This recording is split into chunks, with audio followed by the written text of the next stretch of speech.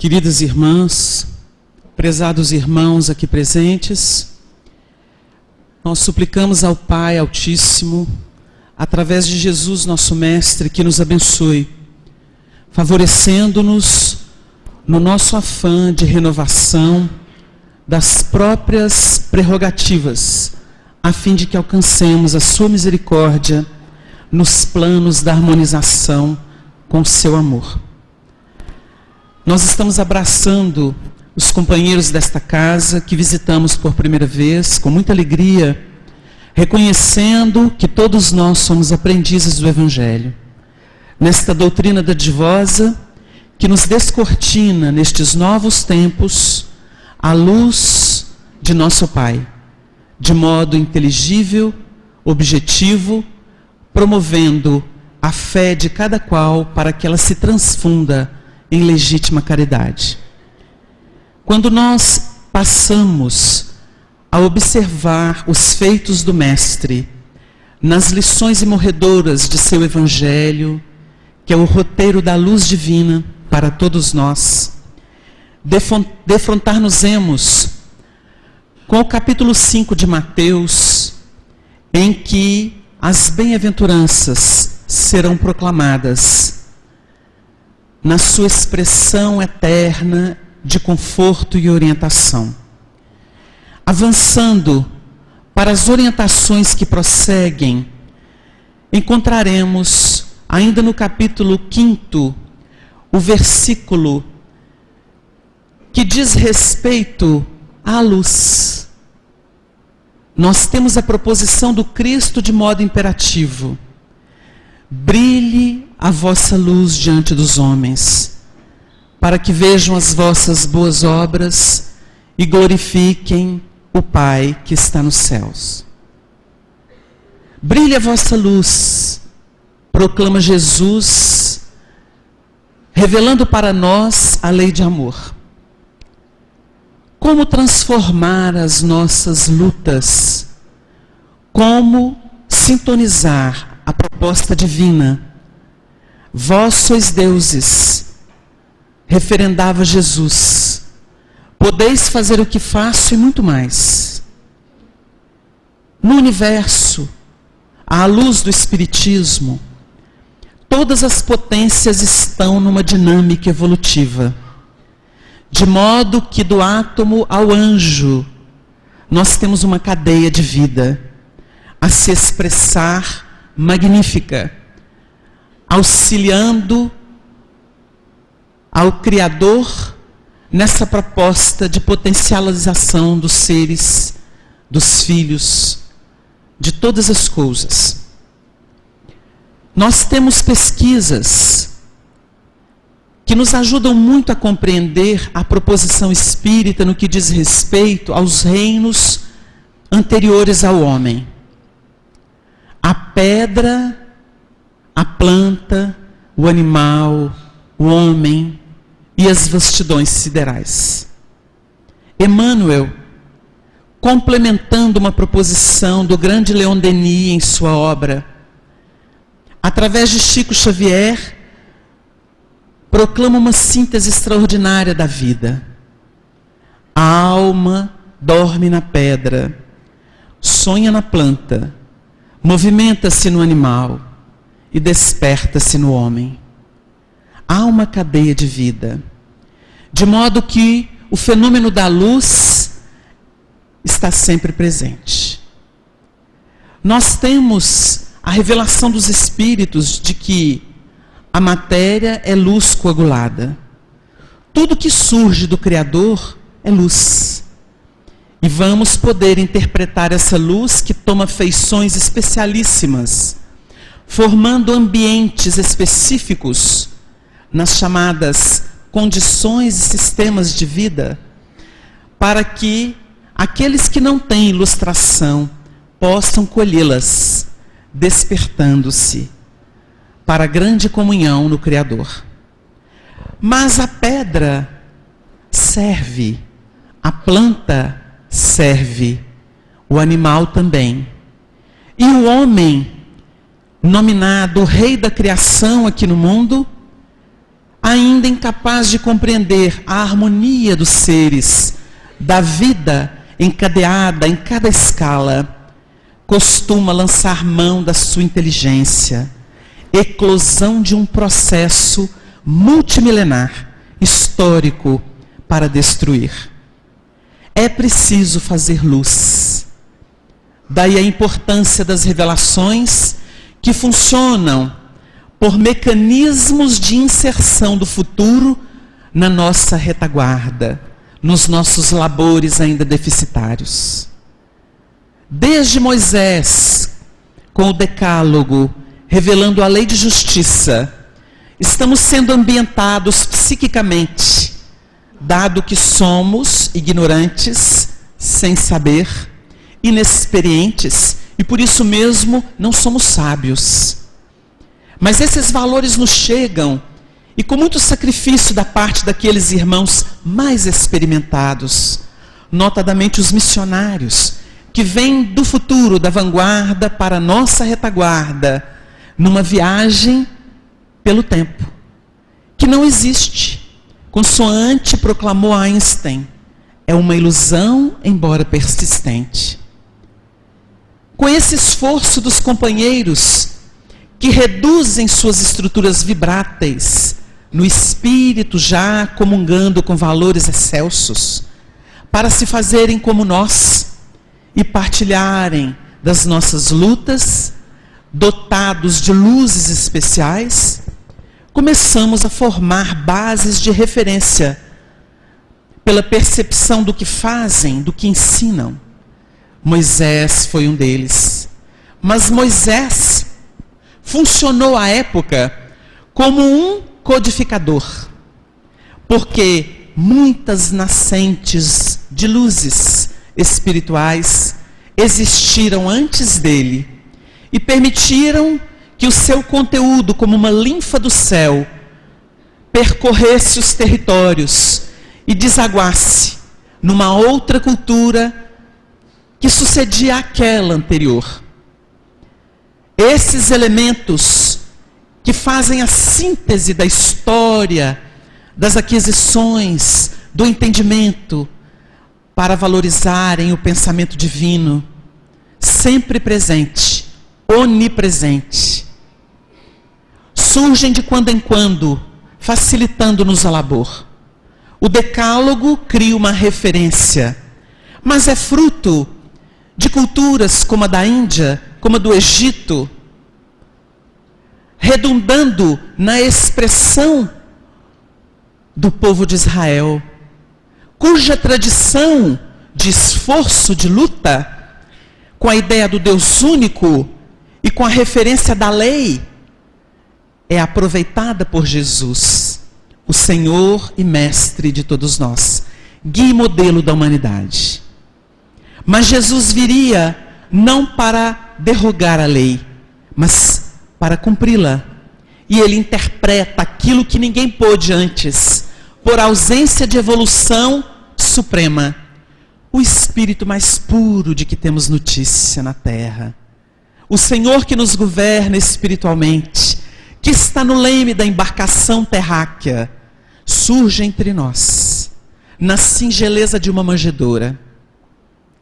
Parte nos braços da cruz ignominiosa, santificando-a. Antes era o símbolo dos martírios dolorosos, para os criminosos de pior monta.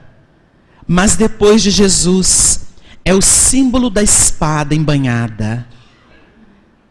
A pacificação é proposta pelo Mestre. Sua vida é uma epopeia de amor ao semelhante, reverenciando o Pai Criador. Todas as suas ações dizem respeito a necessidades pessoais daqueles que vivem no mundo e que necessitam se ambientar na luz para oferirem um norte melhor que aquele já adquirido pelas experiências reencarnatórias. Nós remontamos aqui a nossa retaguarda.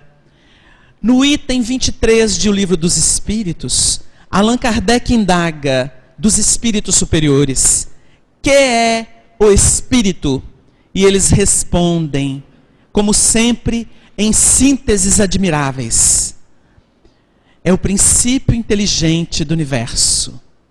Na questão 76, o codificador continua a indagar: que definição se pode dar dos espíritos? E os imortais respondem: são seres incorpóreos que vivem no mundo espiritual fora do mundo material. Allan Kardec adita uma nota. Já não se trata aqui do princípio inteligente, mas dos seres pensantes que sentem. Nós estamos lidando ali com individualidades, não com o princípio inteligente na sua generalidade. E o próprio codificador, no desdobrar da obra, tanto quanto nas obras que desdobram o Livro dos Espíritos, vão se referir ao princípio inteligente que está em todos os reinos da natureza. Porque no homem nós temos esse princípio desperto.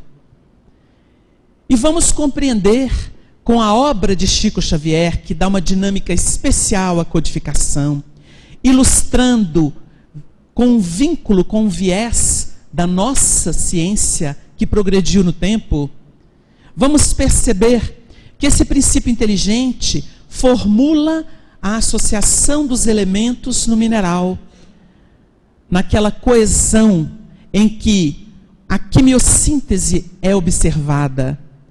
É o produto da lei de atração que faz com que o princípio inteligente dê forma aos elementos minerais, mesmo a água.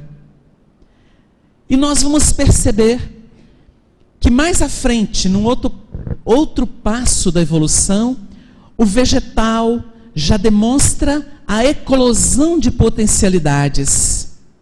Após os evos de bombardeio do exterior para o interior, na intimidade ou nos labores pertinentes ao reino mineral. Quando o princípio inteligente eclode no vegetal, ele será capaz de transformar, pela complexidade das suas manifestações, revelando o poder divino que há em si, porque criação de Deus, a retenção da luz solar através dos cloroplastos das células vegetais, das plantas, transformando luz do sol em nutriente. E a gente se recorda: brilhe a vossa luz. Ali o fenômeno da luz é fixada por uma manifestação rudimentar, se comparada com os processos do homem. Mas lá na planta começa um processo que nos interessa: a fixação da luz solar. E essa luz se transforma em nutriente, se torna seiva na planta. Nós vamos encontrar no reino animal outro passo da evolução, nessa cadeia de vida que sempre se expande. Os pesquisadores que lançam mão de estudar o nosso orbe e os sistemas do mundo anunciam sempre que o universo está em expansão. E é natural que seja assim. Os seres estão em expansão. Da primitividade, da forma acanhada, da condição de simples ignorantes, para o saber pleno, para o exercício pleno de potencialidades que vão ao infinito. A expansão é um fenômeno natural da evolução. E deve ser assim. Quando nós observamos o mundo em conflito e remontamos a 50 anos, 60 anos passados, vamos perceber que a mentalidade era tacanha, que os processos eram restritos, coercitivos, uma mentalidade própria a um ambiente sem aberturas, como as da tecnologia, as descobertas da ciência que trouxeram bem-estar, emancipação cultural, social, psicológica, moral, espiritual. Isto é expansão. Então nós vamos encontrar no reino animal, nas ilhas de Stevenson, na Nova Zelândia, uma espécie, a tuatara, na linha dos rinconcéfalos. É um lagarto que se estira sobre uma pedra durante o dia e fica exposto ao sol horas e horas a fio. Este lagarto vai apresentar um orifício no que seria o alto da cabeça, e esse orifício foi estudado por muito tempo por pesquisadores, naturalistas, e eles julgavam que se tratava de um olho perdido na evolução. Mas o espírito André Luiz, muito antes das descobertas científicas, noticiou que esse orifício presente nesse réptil tratava-se do esboço rudimentar da glândula pineal existente no homem. De modo que aquele orifício captava a luz solar e transformava essa luz solar em estímulo nervoso. A ciência progride. E no afã de buscar respostas, estudar o meio e compreender as nossas próprias necessidades, descobriram que a cavidade escamosa se constituía de células fotorreceptoras e que efetivamente a luz solar se transformava em estímulo nervoso na intimidade do réptil. Mais uma vez um passo da fixação da luz no vegetal.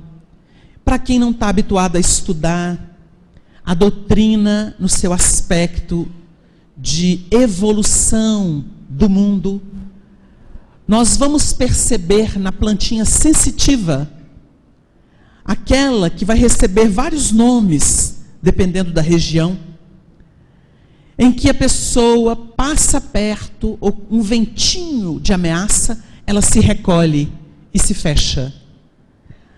Nós vamos observar a sensitiva e vamos notar o ser humano com as suas retenções emocionais.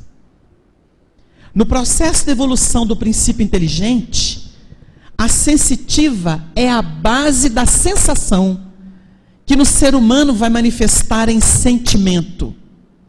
Ali começa um processo de sensibilização ante o meio. Muitas vezes a criatura diz assim: por que é que você se recolheu quando você chegou nesse ambiente ou se encontrou com determinada pessoa?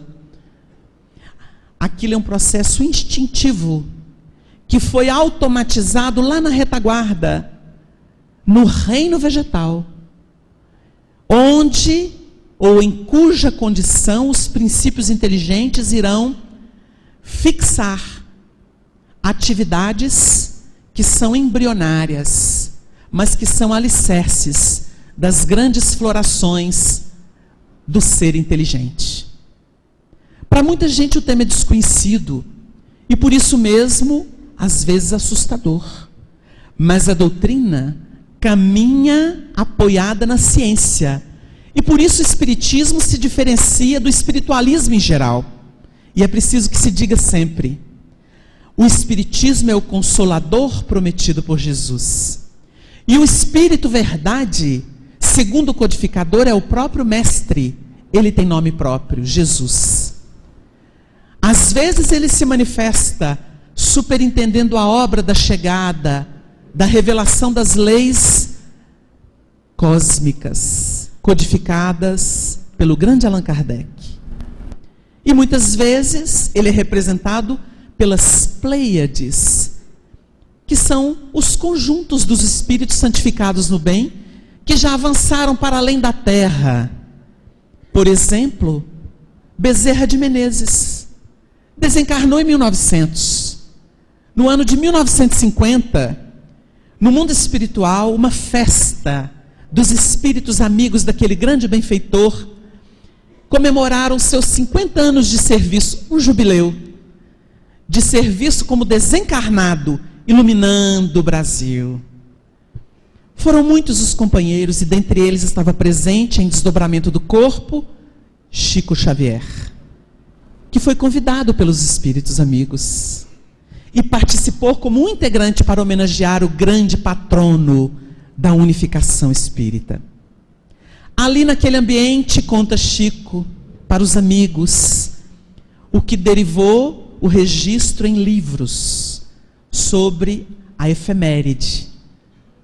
Chico Xavier conta que no auge da alegria geral, cumprimentando Bezerra por 5 décadas de amor ao próximo no além, após o seu périplo de reencarnação na Terra, uma estrela desceu do infinito. Ao tocar no solo espiritual, transformou-se em Celina, a mensageira de Nossa Senhora, Maria Santíssima. Ali, ela lê uma decisão de Maria, que liberava Bezerra da terra, para que ele conhecesse mundos mais felizes, por mérito pessoal. Emancipava-se da terra o grande Bezerra de Menezes.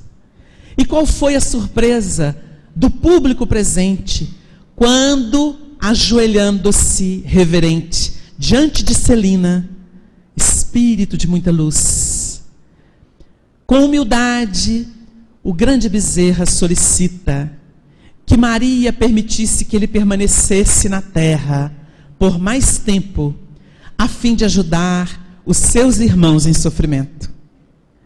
Segundo Chico, Celina volta e, num átimo de tempo, ela regressa com a comunicação de que a Santíssima permitia que Bezerra ficasse na terra o tempo que desejasse.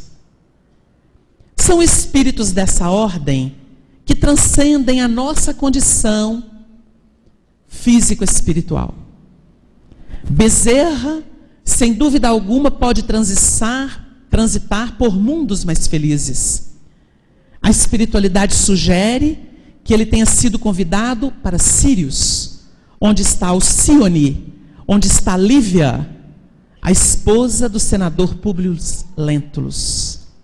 E outros tantos espíritos. Consta que Chico Xavier mereceu ser recebido em Sírios, após a sua marcha. Mas permaneceu na terra como Bezerra por vontade própria. Mas tem trânsito livre, porque são entidades que possuem ondas ultra curtas no campo do pensamento. E para eles não existe mais barreira de matéria e tempo. Já estão fora desse condicionamento. Então essas entidades venerandas, elas representam o Cristo de Deus e falam em nome dele. Daí a importância de se estudar todos os processos, para que tenhamos luz, norte, referência, a fim de alcançar os nossos patamares de iluminação. Vencendo essa condição animalesca, que nos prende à retaguarda, e não é difícil de entender isso pelos estudos espíritas, porque, constatada a fixação da luz solar no animal, vamos observar o reino que coroa em síntese e possibilidades todos os anteriores, porque é uma atividade imbricada. O mineral é piso para o vegetal, e os dois se tornam piso para o animal, e todos os três tornam-se piso para o hominal. É uma cadência. Tudo que Deus cria é uma sinfonia harmônica, em que o amor e a sabedoria se manifestam, embora o homem não saiba apreciar. Quantos não têm ouvidos para ouvir a música celeste e prendem-se voluntariamente, com muito gozo até, à sua retaguarda, ainda primitiva, nos ritmos que comunicam sensualidade exagerada, zombaria, depauperação do que existe de mais sublime. Um homem que, preocupado apenas em enriquecer o seu celeiro bancário, derruba e destrói matas, nascentes, sem nenhum critério. E quando a lei impõe, por evolução dos próprios códigos humanos, estudam meios de burlar, não de executar essa lei. E isso é o comum dos homens, porque são tacanhos, incapazes de perceberem a sublimidade da vida que permeia tudo, mas pode não se manifestar em seu íntimo porque estão bloqueados. De modo que a sensitiva é uma referência, como a fixação da luz solar pelas células vegetais, com notas específicas que podem ser estudadas pelos interessados. Como a tuatara, que dá um exemplo, ou que é uma referência sobre a existência da pineal e de sua evolução através dos evos. Quando chega-se na condição humana, nós vamos perceber o ser. Aí vamos remontar a revelação de novo.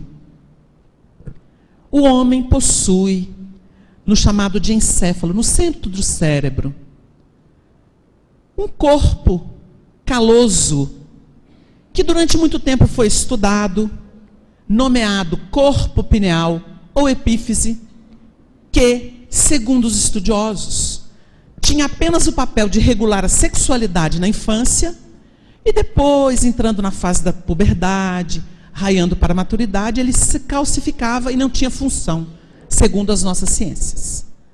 Acontece que surgiu na sequência de revelação uma obra chamada Missionários da Luz, da lavra do espírito André Luiz, que fora um médico, um cientista na Terra.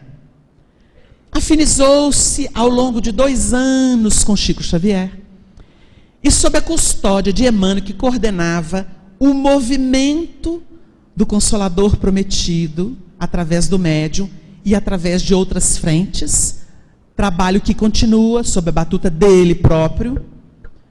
Para muitos que não sabem, o André Luiz traz um capítulo inteiro estudando a epífise e declara que trata-se de uma glândula, a mais importante do organismo humano, a glândula da vida mental, a glândula da mediunidade. Ela secreta, não especificou, mas controla as outras através de outra glândula, a hipófise, que por sua vez tem ascendência sobre outras glândulas do organismo humano. A federação, ao publicar o livro, teve dúvidas, dada a desinformação da ciência nesse sentido. Não existia nenhuma descoberta que afirmasse aquilo. Voltou o texto para o médium, consultaram os espíritos e eles reafirmaram a veracidade da revelação e pediram que publicasse daquele modo. A federação, dada a idoneidade do médium, publicou o livro.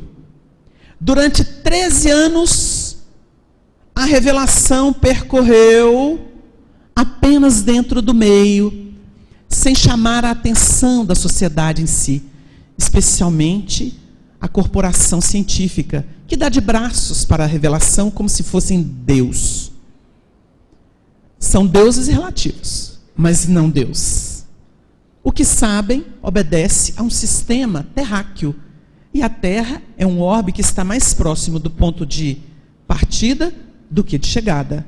Então há que se desconfiar das nossas ciências, até que elas possam apresentar uma plenitude, uma harmonia, uma coerência em seus propósitos, que vão seguindo, graças a Deus.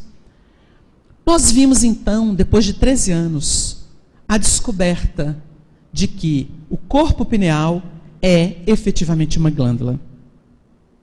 Ela secreta e tem uma importância extraordinária na estrutura cerebral e de harmonização do ser.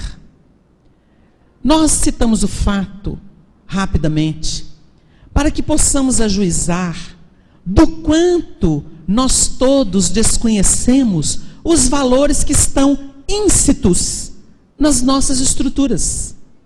De modo que pegamos o bonde andando, simples e ignorantes, passamos pela primitividade, começamos a dar nome às coisas, avançamos para um período crítico de conflito, quando nós temos a chamada enxertia espiritual.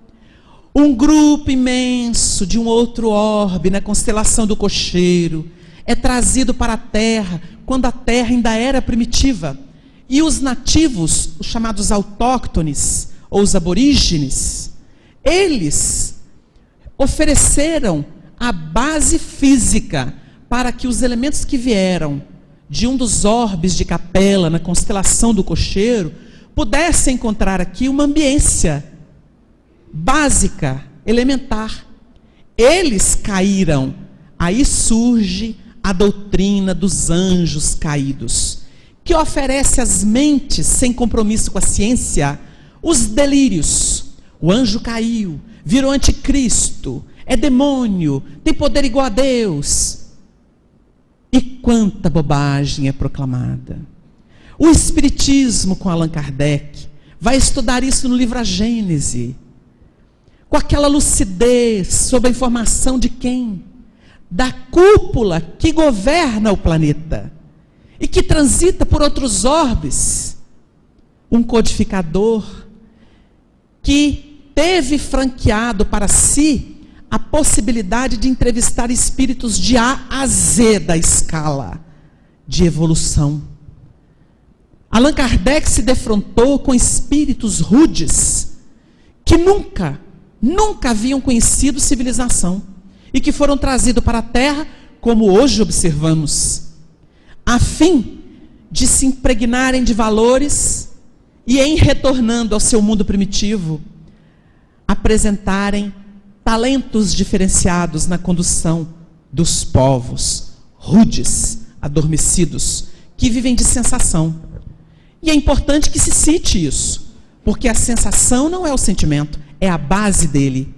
Portanto, alguém que pelo simples roçar de pele está habituado a ceder, é alguém que vive de sensação. Porque quem vive de sentimento, sente algo inflamar o seu ser e se eleva. Porque o sentimento é qualificação. Sensação é o que vincula na base rudimentar da evolução. Nós vamos observar Allan Kardec definindo desejo. Desejo é próprio de uma evolução precária. Porque quando se qualifica o ser pelas reencarnações e ele se torna lúcido, ele tem vontade. Aí Emmanuel, de modo extraordinário, superando as próprias ciências humanas, traz uma cartilha adaptada do mundo espiritual para a Terra, Pensamento e Vida. O livro Pensamento e Vida é um livro de referência para quem reencarna. Ele foi adaptado à linguagem humana para nos ajudar enquanto seguidores da luz. Lá o Emmanuel vai dizer: a mente é o espelho da vida em toda parte. Na faixa em que nos encontramos, a consciência, ou melhor, a mente pode ser definida como a faixa de consciência desperta que funciona como aquisições trazidas desde a retaguarda até aqui. Todas as nossas realizações, elas gravitam em torno dessa conquista, mas a consciência é relativa. Daí a importância de quem conquistou a evolução voltar e criar um caminho de luz para quem não tem solução. A pessoa diz assim: meu filho desencarnou e agora? Vou me matar. Nós acompanhamos casos dessa ordem, que foram alterados graças a quê? Ao espiritismo lógico, sensato, que oferece um piso de razão a essas criaturas que estão desnorteadas. Allan Kardec, quando apresenta os primeiros 3 capítulos do Livro dos Médiuns, que comemora 150 anos e é um tratado sobre o assunto, Quem não estuda aquilo se torna joguete de qualquer espírito, porque lhe falta qualificação no processo mediúnico. Allan Kardec vai anotar no 3º capítulo do Método, vai comentar o estudo prévio da teoria que explica a fenomenologia espírita, já converteu muito mais do que o fenômeno em si, ante os olhos suspeitos de quem não tem certeza de nada. Por isso, ele recomenda que médiuns e trabalhadores estudem primeiro a obra, para se furtarem às decepções e aos perigos das obsessões que vão surgir numa experiência empírica, por conta própria. Nós todos estamos lidando com um tesouro que ainda não podemos ajuizar. Porque esse tesouro não veio para substituir o Evangelho, mas para libertar o Evangelho. Nesse processo de ganho de luz e de fazer brilhar a nossa luz, o estudo da pineal, que é a glândula da vida mental. Nós temos, no capítulo 11 de Lucas, um texto extraordinário que vai falar sobre a candeia do corpo.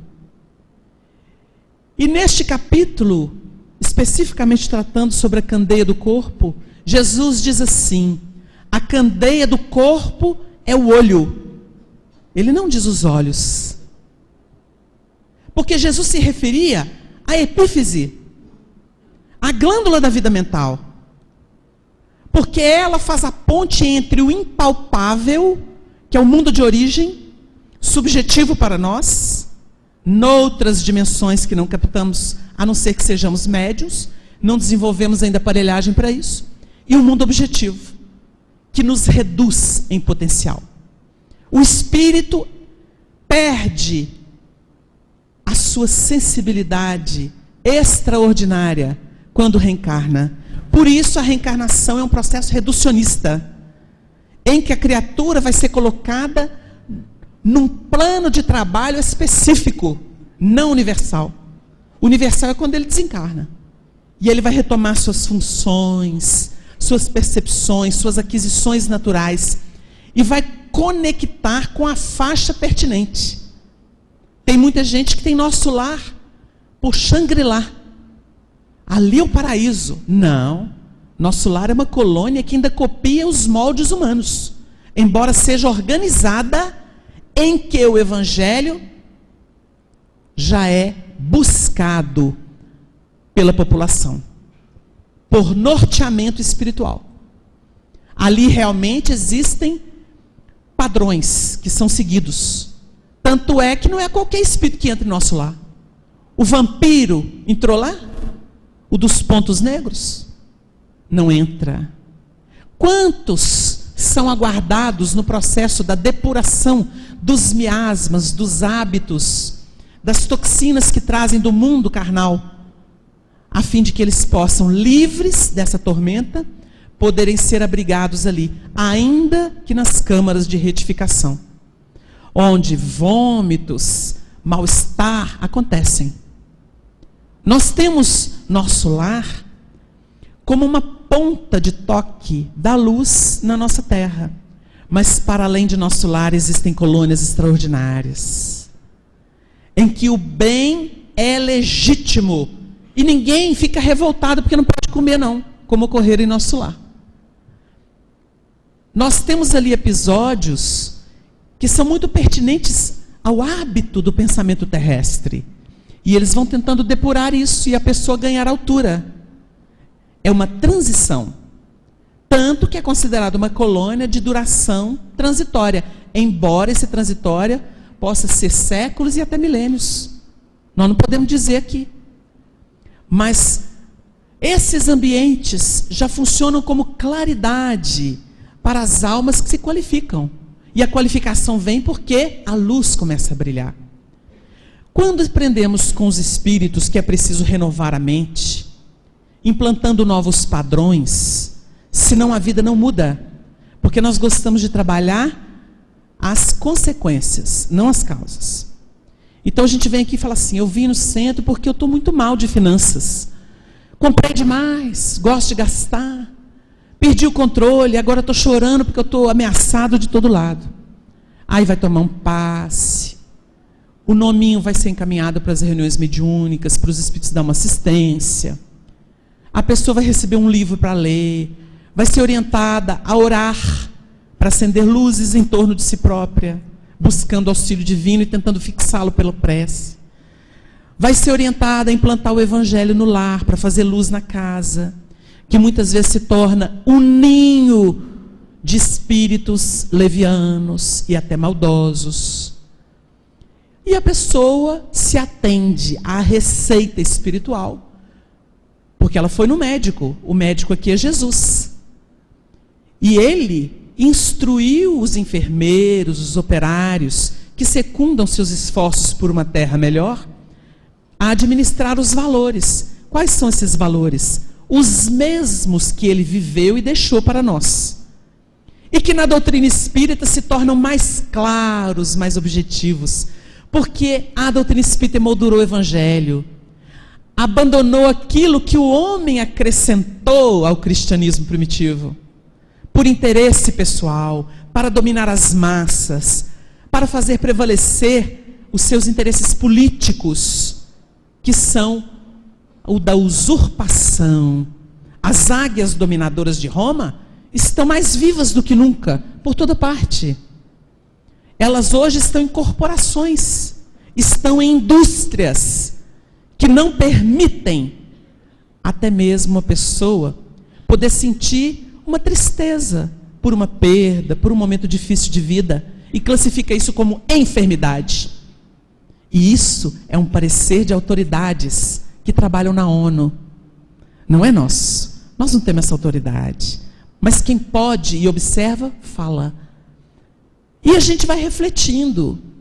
Nós estamos tentando aprender com os espíritos que Jesus é caminho, verdade e vida. Caminho de equilíbrio. Verdade divina e vida abundante, porque é vida no amor. Nós todos estamos entendendo que se eu ficar preocupado apenas com o dinheiro que eu não tenho e não me renovar interiormente para descobrir outros valores além do dinheiro, além da beleza física, que é uma febre, se eu não descobrir a beleza interna, eu nunca conseguirei ouvir uma sinfonia de um passarinho cantando de manhã numa árvore. De ver o brilho do sol e entender que é uma representação de Deus para a terra. De ver a terra e reconhecer que ela é potente para produzir o meu alimento e reverenciar isso.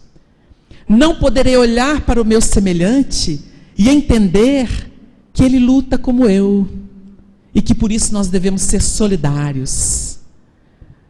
Cumprindo aquilo que Emmanuel recomenda, fixa o lado bom das coisas e das pessoas, e o bem estará contigo. Nós queremos levantar o lixo do mundo. A doutrina espírita passa por um período difícil depois da luz sempre acesa que foi Chico Xavier. Quantos oportunistas entraram em campo para ganhar dinheiro com um trabalho que não é espírita? Para ganhar domínio sobre mentes, confundindo-as com inverdades, imposturas. E nós que nos dizemos espíritas, distanciados das bases, sem as quais não há uma edificação segura, vamos esquecer a recomendação do espírito Erasto. É preferível rejeitar 10 verdades do que aceitar uma impostura, uma teoria falsa. Porque quem constrói sobre essa influencia outros. A construção fica imensa. Quando cai, cai todo mundo.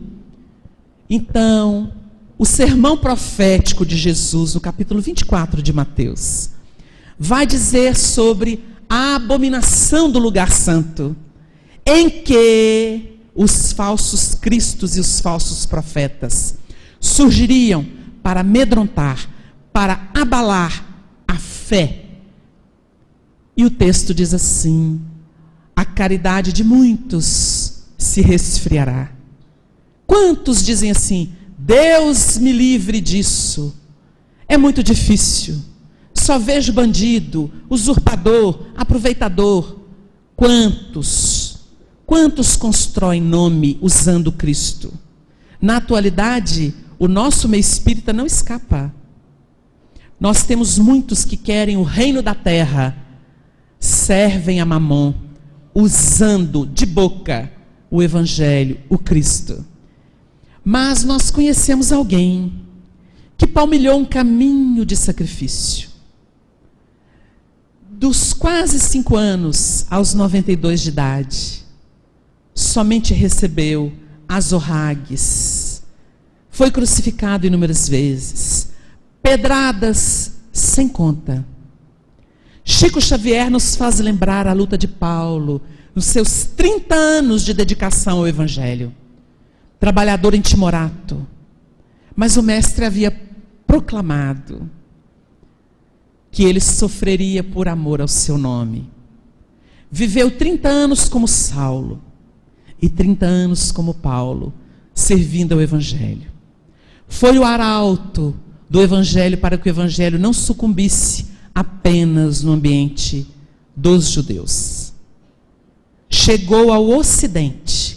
E com que sacrifício? Sem uma mula para transportá-lo. Quanta dificuldade. Seu roteiro eram as anotações existentes, as de Levi, conforme narra a monumental obra Paulo e Estevão, que é um relato histórico. Para quem não sabe, Emmanuel teve algumas reuniões com o próprio apóstolo, além de contar com o apoio de Estevão, Abigail, tudo revelado pelo Chico. No mundo espiritual, o grande trabalhador da doutrina esteve em contato direto com as fontes do cristianismo nascente, para nos trazer as obras, que são os romances históricos, que dão notícias perfeitas de como tudo se passou no passado. Estas obras têm sido alvo, por patrocínio da Federação Espírita Brasileira, de pesquisas históricas, antropológicas. E as descobertas são extraordinárias com relação à mediunidade do Chico e à precisão de Emmanuel ao narrar os fatos comuns de cada época. Não vai demorar muito, nós teremos referências científicas que comprovam a legitimidade dessas obras. Quantos dados, em detalhes que Emmanuel descreve através do querido Chico. Nós estamos vivendo no carinho de Jesus, em se tratando do Espiritismo que volta à Terra, porque o Espiritismo, consoante Allan Kardec definiu, está no ar. Sempre existiu. Porque o Espiritismo é o entendimento das leis universais. E quando perguntaram a Chico Xavier sobre a doutrina espírita no mundo, ele disse assim: não acredito no espiritismo com centros espíritas substituindo as igrejas, mas sei que os princípios espíritas percorrerão o mundo inteiro, iluminando as almas. O nosso papel é o de reverenciar a luz verdadeira, fazendo-a brilhar em nós. Brilhe a vossa luz diante dos homens. Ou seja, ajustemo-nos à vontade de Deus, expressa no Evangelho, que é um roteiro de vida perfeita, de vida harmoniosa. Zaqueu subiu a um sicômoro, uma figueira brava. Numa interpretação do Evangelho, patrocinada por espíritos benfeitores como Emmanuel, a figueira brava, que é citada até por Paulo, que vai falar de enxertia, e é um tema complexo, nosso tempo não permite, funciona como conhecimento rudimentar, a lei, referência, não matar, não roubar, não cobiçar os bens alheios, a mulher do próximo. Isso é a figueira brava. Ela tem os seus limites, porque ela não produz frutos abundantes. A árvore da vida que produz. Por isso a orientação a Adão e Eva, que são raças. Raça adâmica. Veio debaixo de um profundo sono. perder o paraíso. Daí nasce a ideia da metempsicose. Porque quando os capelinos chegam ao orbe, nós estávamos numa era que existia alma vivente, segundo o livro Gênesis de Moisés. E é óbvio que os seres que existiam pareciam muito mais um símio que propriamente um homem. E nós vamos estudar com Kardec, com Emmanuel no Caminho da Luz, que esses elementos que vieram de Capela, a raça adâmica, estabeleceu aqui caracteres raciais. Porque o seu perispírito era aprimorado. Então tivemos a enxertia do melhor no pior, como a gente faz com o limão. Pegamos um pé de limão bravo, enxertamos um limão aprimorado, híbrido, e nós temos uma abundância. Limão sem caroço, uma beleza, para usar no dia a dia. E assim fazemos com tantas coisas. Espiritualmente isso ocorreu. A raça adâmica se estabeleceu, e em seguida vem Eva. O segundo grupo, sensível, aberto de psiquismo, porque o primeiro veio de baixo de profundo sono, tinha que ser assim. Quem estudar a reencarnação de Segismundo vai ver nos estudos que a redução perispirítica, o esquecimento do passado no processo da hipnose, que vai durar mais ou menos 3.000 dias, ou seja, a infância, para que haja um ajuste do corpo, do espírito, através do perispírito, ao novo corpo. Mas o perispírito é a matriz da formação do novo corpo. Senão o ser não existiria, não sobreviveria. Sem alma, o corpo é uma massa informe. Então, nós vamos perceber que quando nós tratamos do Zaqueu que sobe no sicômoro, que é uma figueira brava, ele lança a mão para ver Jesus das referências que ele tinha, que era a lei. E é bonito pensar, estudar isso. Em seguida, não é ele avista Jesus. Ele era nanico, de pouca estatura. Tudo isso é componente de estudo do Evangelho. Quando ele sobe no sicômoro, ele consegue ter a visão de Jesus que estava rodeado de gente. E ele sabia que de forma normal ele não conseguiria ver.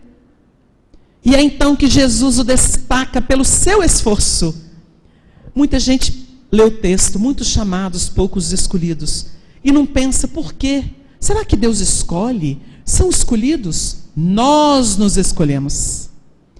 Porque na massa nós temos caracteres. Mas daquela massa, um é pensado pelas suas credenciais. Porque na massa ele tem comportamento diferenciado. Isso é estudo de evolução.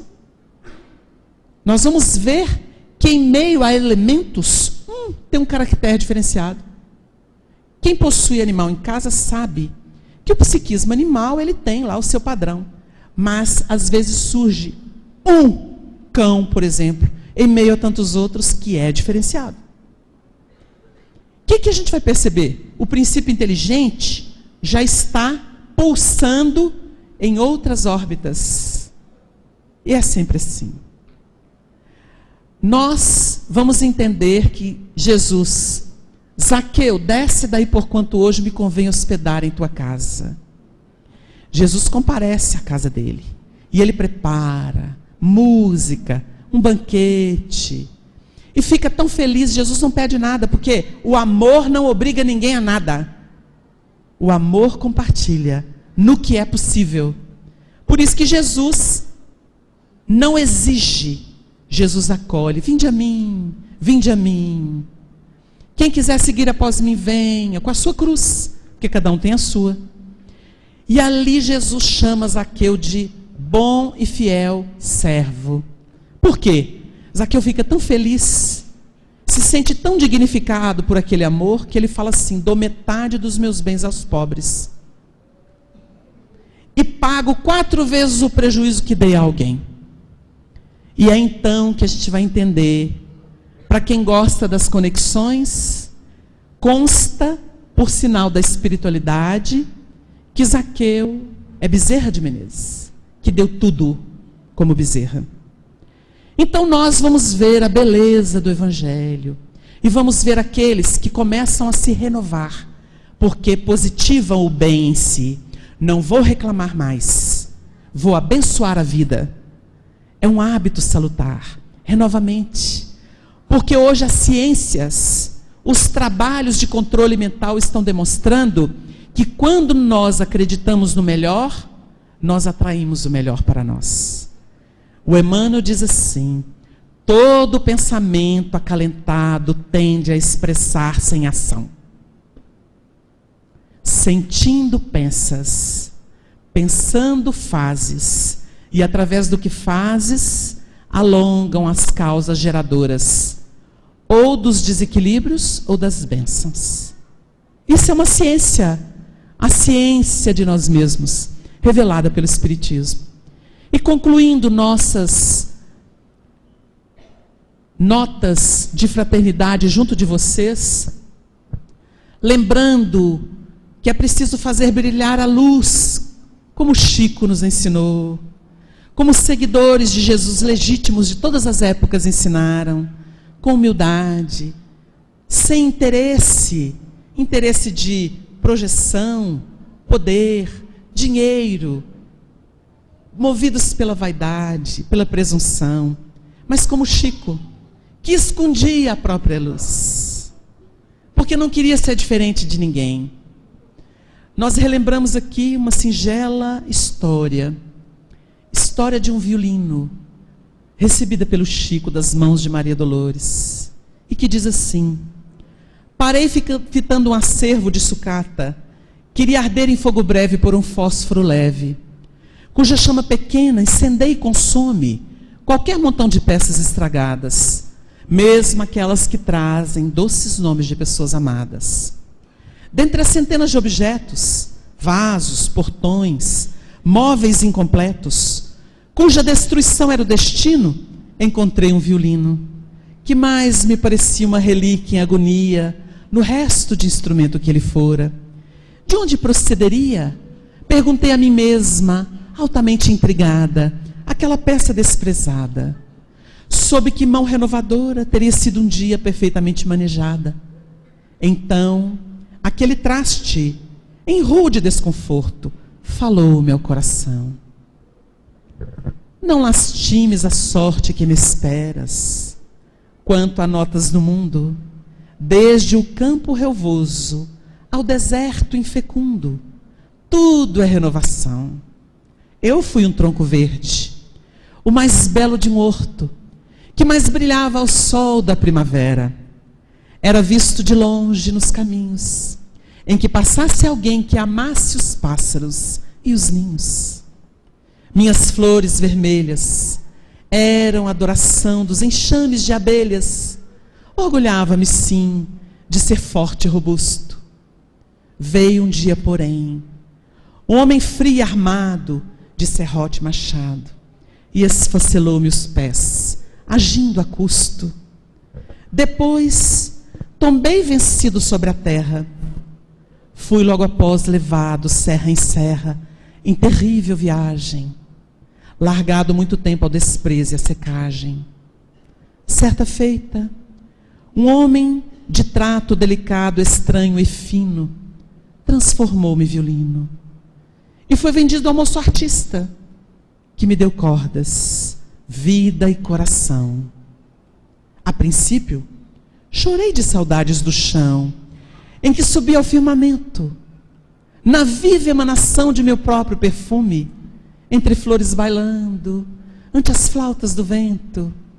Recordava chorar a presença das aves, que falavam comigo em cânticos suaves, agradecendo a Deus cada manhã, a beleza e a alegria da alvorada, que mais nos parecia uma festa dourada, à luz do sol nascente. Mas o artista abraçou-me docemente e, manejando as cordas que me dera, fez-me sentir por fim o instrumento que eu era. Muita gente me ouvia, embargada de pranto, sem que eu fizesse algo para tanto. Mães que houvessem perdido algum filhinho, ante o poder da morte, choravam com saudade e com carinho, pondo-se a relembrar os sonhos de outros tempos e as canções de ninar. Muito doente em prece, pensava em Deus onde eu me achava, sem que eu mesmo soubesse explicar a razão. Vi muita desventura e muita dor, transformando-se em preces ao Senhor. Notando que tornava as almas que sofriam mais consoladas e felizes, não mais me lamentei de me haver afastado do bosque bem-amado, em que deixara as últimas raízes. Vendo, enfim, que servia e consolava, o artista mais me quis quanto mais me tocava, até que um dia, o moço enfermo, trêmulo e alquebrado, foi coberto num túmulo fechado. Então, alguém me achou inútil para a vida e me guardou aqui nessa cova escondida, à espera da fogueira, em que eu possa também encontrar minha hora derradeira. Nesse justo momento, alguém ateou fogo ao monturo opulento e vi outro alguém descer das imensas alturas. Um moço belo e forte, que arrancou de improviso a forma do instrumento à labareda e à morte. E ao colocar no braço o violino refeito em matéria de luz, dele extraía sons. Era um hino perfeito, que o fazia esquecer a cinza transitória na música de vida, esperança e vitória. Então, diz Maria Dolores, através de Chico Xavier, eu me lembrei de vós, trabalhadores amigos. Entregai-vos as mãos dos artistas do bem, que eles façam em vós a música do além. E um dia, qual se fosseis desprezados por trastes relegados ao frio dos museus, braços de amor virão para traçar convosco o novo dia, que trará para os homens o caminho de luz da perfeita alegria entre a bênção da paz e a proteção de Deus.